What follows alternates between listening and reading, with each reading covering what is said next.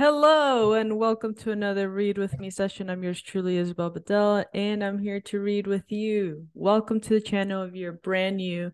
We're so excited to have you here. In this particular channel, we talk about the books that we're reading. We're all about personal and financial freedom. So every single month, we read two books, one on financial freedom and one on personal freedom. The book that I'm currently reading is Limitless by Jim Kwik. So it falls under both personal and financial, luckily enough. And it's really, really powerful because we're able to really dig deep within our mindset and understand the power that we have between our ears. So if you haven't checked out the previous videos, check them out. They're really, really good. We go through the entire chapters and we're able to really get in deep with Jim Kwik and all of his wisdom in his book, Limitless. Not only that, but we're super excited because every single quarter, the Billionaire Foundation actually donates for a giving cause. This year, we've dedicated our giving cause to donating 23 laptops for 23 families in need for this year. So our goal is to raise $5,000.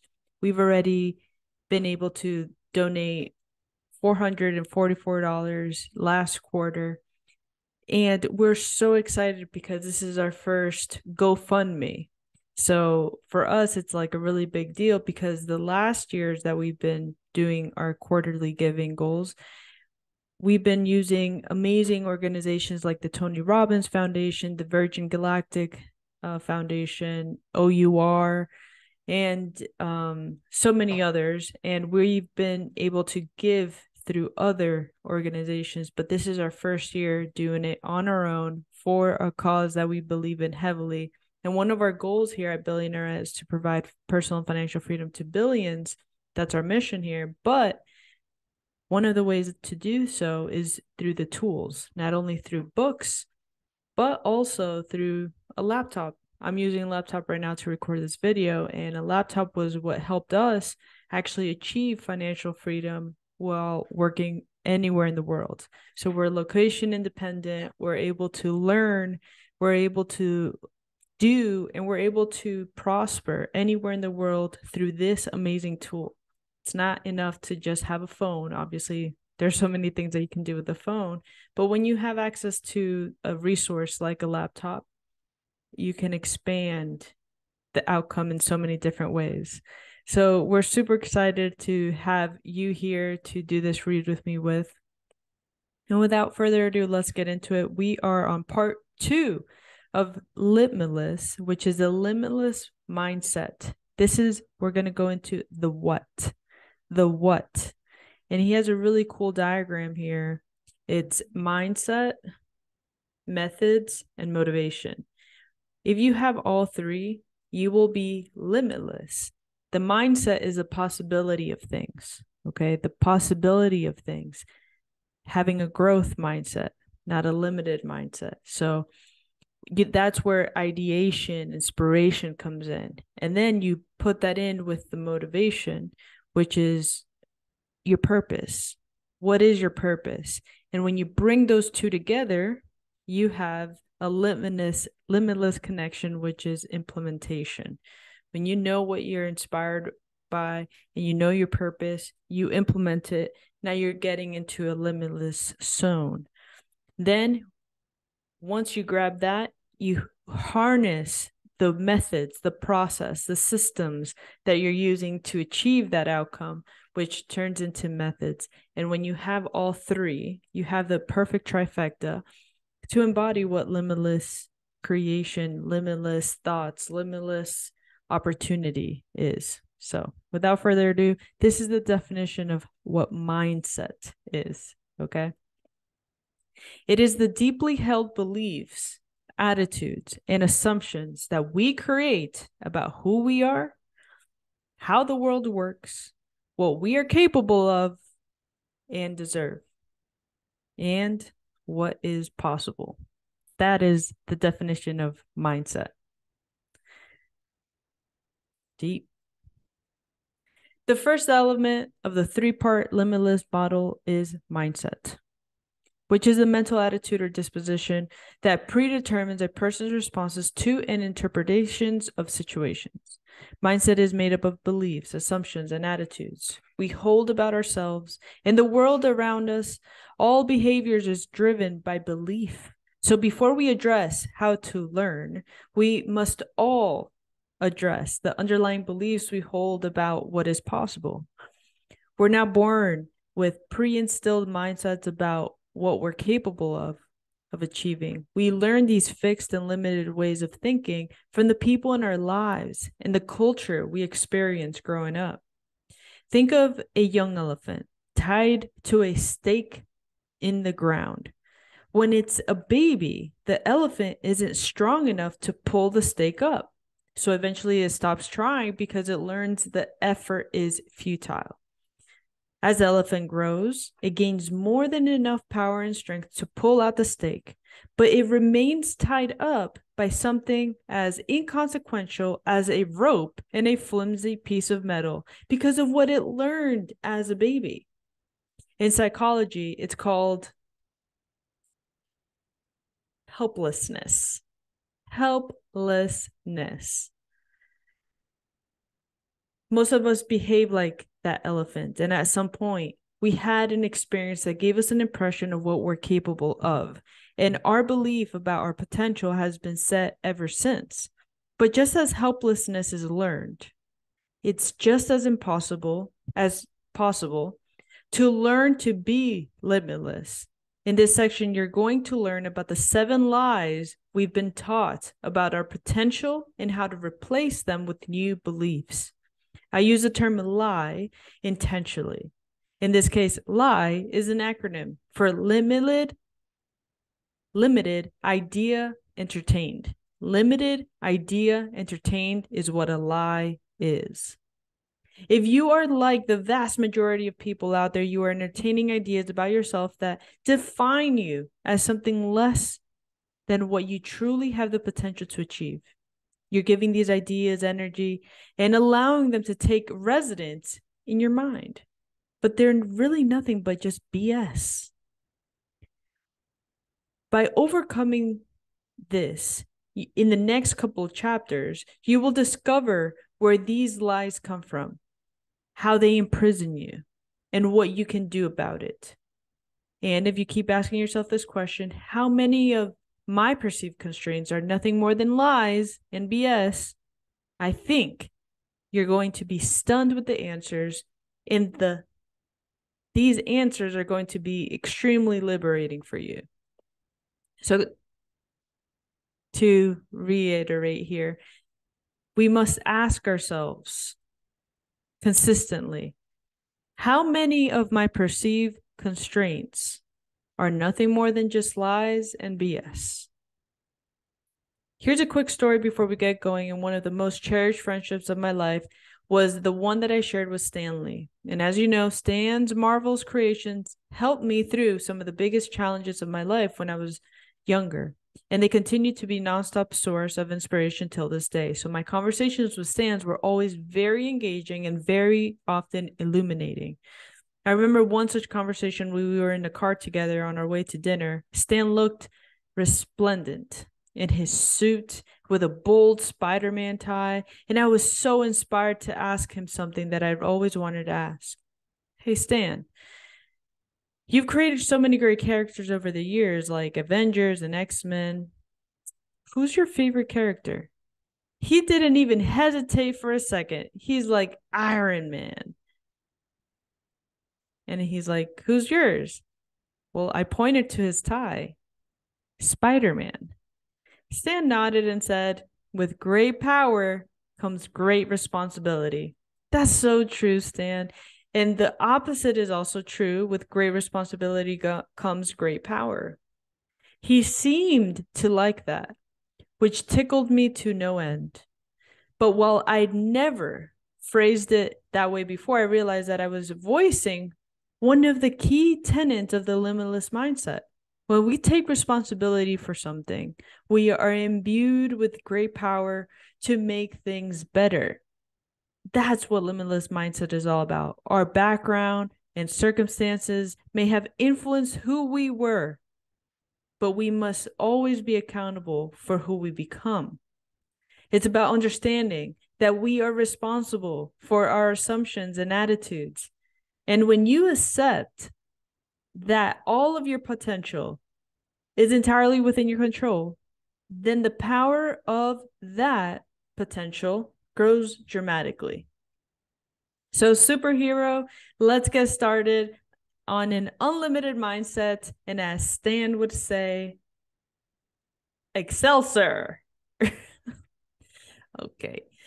It ain't what you don't know that gets you in trouble. It's what you know for sure that just ain't so. A powerful quote by Mark Twain here. Okay. Here's the spell of beliefs systems. Why do your beliefs have such an effect on your life? Why do limiting beliefs keep you from goals? And how do you reject limiting beliefs? Grab some imaginary popcorn because we're going to take a quick side trip to the movies. The scene goes like this.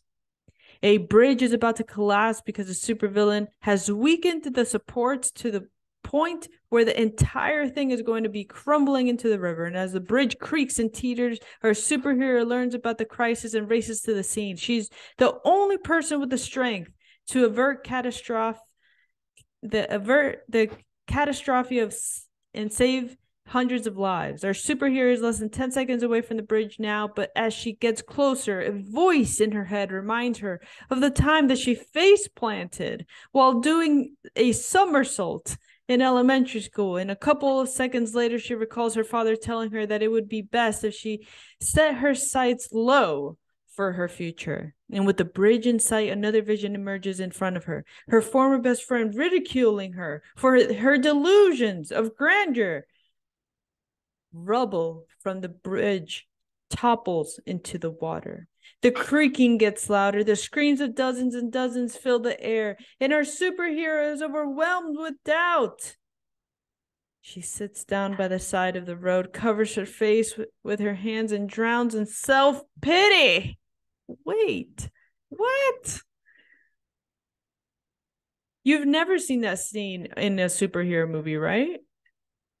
There are some reasons for that.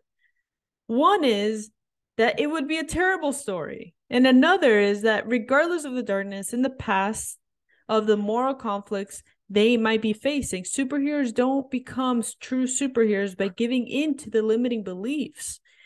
Superman doesn't think that.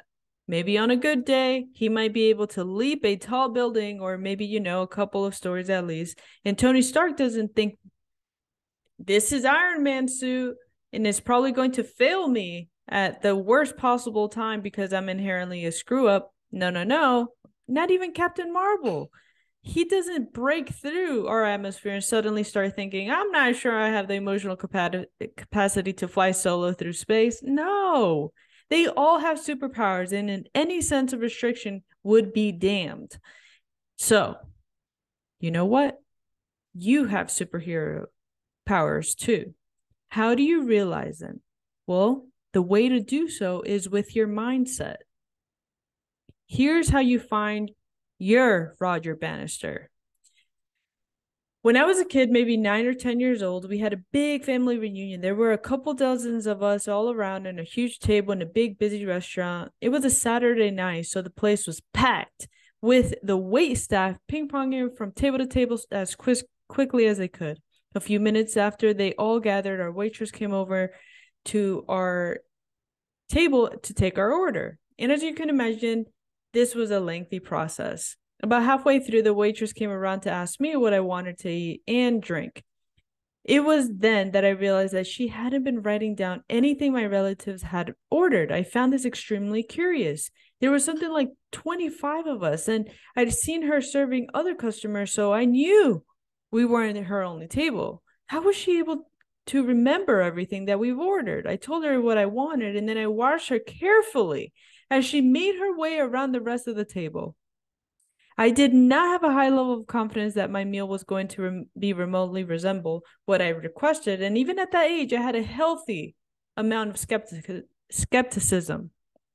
Not because I was a negative person or because I didn't have faith in people, but rather that I needed to see something out of the ordinary before I believed it was possible. In the case that I figured that the waitress,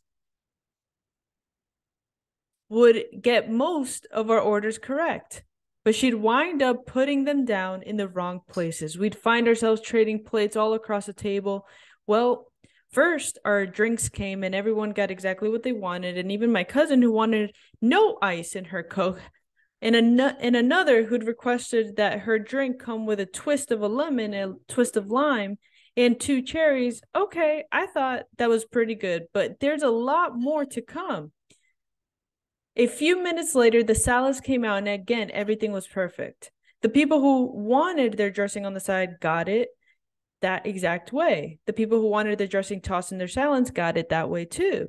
And everyone got the dressing that they asked for. My skepticism was being tested, and then the main courses were delivered. Not one mistake. And there were some crazy special requests. Everything was cooked the way we wanted. And all of the side dishes were the right ones. I dove into my meal at that point, but I couldn't stop thinking about what the waitress had accomplished. And at that age, I'd only just begun to read competently, and my brain injury that caused me all kinds of learning challenges, there was something that was going on. Who had shown me that our brains are capable of more than what I had imagined? It was her. The waitress was my Roger Bannister. Bannister was a track star in the 1950s. In the early years of Bannister's career, it was widely assumed that it was physically impossible for an athlete to run a mile in less than 4 minutes. The feeling that our bodies would break down from the effort before the time could be achieved then was May 6, 1954, and Bannister ran the mile in 3 minutes and 59.4 seconds, proving that a 4-minute barrier was indeed breakable. What is most interesting to me is that less than 2 months later, someone broke Bannister's record, and then that record was broken, and that was also broken, and again broken, and the times have been dropping ever since. What Bannister did was show that the barrier wasn't in fact a barrier at all. That it was the same thing that the waitress did to me. She showed me what was possible. And through her, I saw what I perceived my brain's capacity to be was so much less than what it really was. As you know, I continued to struggle with learning for many years, but for that moment on, from that dinner, I had a model for what I was destined to become. In front of me was a waitress that was profoundly limitless. She demonstrated something in front of me that I would never in a million years have thought was possible. I never got to know her, but I am forever grateful because what she did for me personally was to permanently change my perceptions of my own restrictions. She altered my mindset. It was impossible for me to buy into the notion that I could expect to accomplish only a modest amount with my brain when I knew that others could achieve so much more. I'm going to share with you the method with you in this book, and at its core, it is its fundamental concept. It's unlimited. The key to making yourself limitless is to unlearn false assumptions. So often we don't accomplish something because we've convinced ourselves that we can't do it. Let's go back to Roger Bannister's for a moment. Every day before May 6, 1954, people were absolutely certain that a sub 4-minute mile was beyond the range of human capabilities. And 46 days after Bannister did it, someone else beat his time. And more than 1,400 racers have followed them. Running a mile in less than 4 minutes is still an extraordinary feat, but it is not an impossible feat. And once that barrier was broken, many achieved it. So how do we face limiting beliefs? And that is a question stay tuned for the next Read With Me session, where we go into deeper understanding what these limiting beliefs are, and most importantly, how we will be able to overcome them. What a great way to start part 2 of this book, where we dive deeper into the what, which is the mindset. So super excited to have you here. Super excited to continue to be reading with you. And I'll see you in the next Read With Me session. Stay tuned. Bye.